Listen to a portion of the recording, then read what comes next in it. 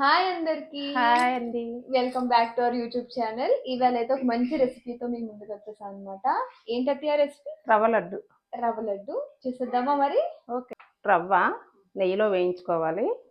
తగినంత దానికి సరిపడా స్వీట్కి తగినంత చక్కెర, కొబ్బరి ఇది కూడా నెయ్యిలో వేయించుకొని తీసుకోవాలి. 1 కప్పు డ్రై ఫ్రూట్స్, పాలు, ఇలాచీ పొడి, చక్కెర, ఇలాచీ మిక్స్ పట్టుకోవాలండి. తగినంత నెయ్యి, లడ్డు చుట్టుకొని రవ్వ తీసుకొని మరి కొంచెం నెయ్యి వేయాలి. 1 స్పూను.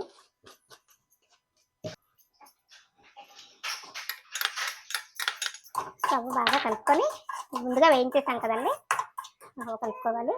కొబ్బరి కూడా వేయాలండి.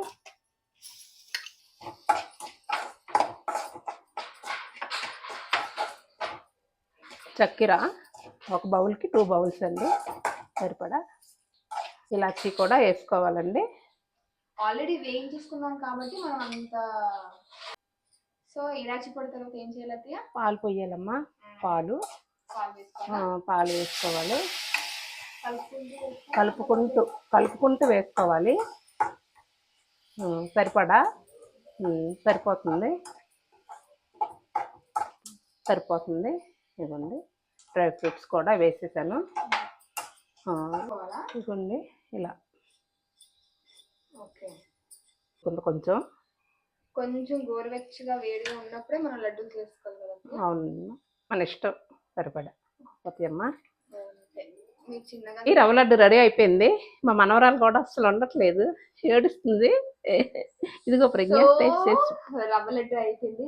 జస్ట్ సింపుల్ రెసిపీ అనమాట. మంచిగా తినాలనుకున్న వాళ్ళు చేసుకుని తింటే బాగుంటుంది. సో టేస్ట్ అయితే చూసేద్దాం. చూడండి ఫస్ట్ మీరు.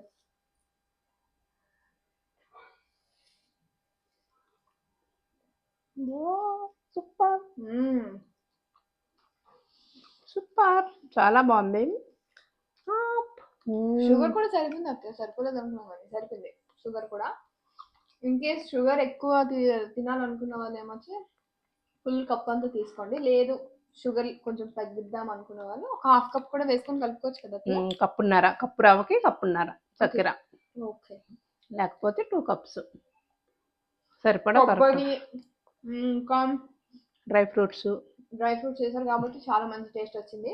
సో మీరు కూడా ట్రై చేయండి. మీకు ఏవైనా వంటలు కావాలంటే కామెంట్ చేయండి, లైక్ చేయండి, షేర్ చేయండి, సబ్స్క్రైబ్ చేయండి.